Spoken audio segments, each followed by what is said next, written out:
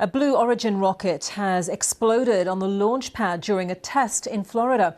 The 29-story-high New Glenn rocket was undergoing a static fire exercise at NASA's Kennedy Space Center to test its engines. Officials said they experienced what they called an anomaly during the test. It's a setback for the space company run by the Amazon founder Jeff Bezos. Greg Mackenzie reports. These are the dramatic pictures of a Blue Origin rocket exploding during testing at Cape Canaveral in Florida. The blast happened in the early hours of this morning during what's known as a hot fire test, when engines are fired on the launch pad ahead of a planned mission. Blue Origin, the space company founded by Amazon billionaire Jeff Bezos, described the incident on X as an anomaly and says all personnel are accounted for and safe, and that it was too early to know the root cause.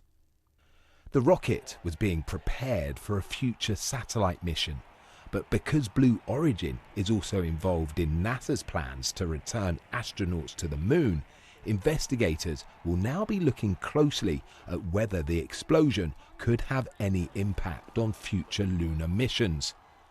Blue Origin has become one of the most high-profile names in the commercial space race. Earlier this year, singer Katy Perry was among the celebrities who flew aboard one of the company's space tourism flights. But despite the dramatic explosion, the company says safety procedures worked as intended, and an investigation is now underway to establish exactly what went wrong. Greg Mackenzie, BBC News. Blue Origin say they're investigating what exactly was the cause of this incident, which they describe, as we mentioned, as an anomaly. As Dr. Izzy Pearson, commissioning editor at BBC Science Focus magazine, told me a little earlier. An anomaly basically at this stage just means that something has gone wrong and they don't know what it is. It's still very early days and these kinds of investigations can take a lot of time. There's a lot of parts, there's a lot of things that can go wrong on a rocket. However, there's lots of sensors.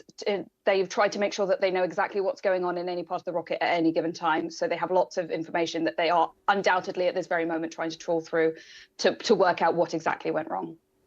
Now, it's just a couple of days since NASA said it had chosen Blue Origin, Jeff Bezos' Blue Origin, for the first unmanned lunar mission to start construction of the moon base that we heard about more about from NASA a little earlier this week. What sort of impact could this explosion have on that program?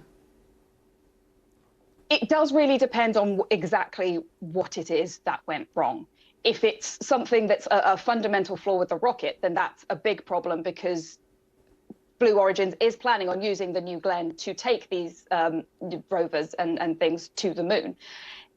But this is part of how these space companies learn, is they when things go wrong, they analyze everything that happened, try and find out exactly what went wrong, and then improve and fix it. And how Blue Origin progresses from this point, I think, is going to really be under the eye of NASA, particularly at this point in time.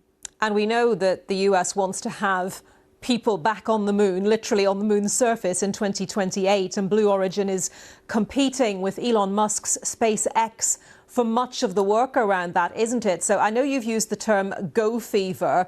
How much does that competition between these commercial groups increase, potentially, the risk of something like this anomaly happening?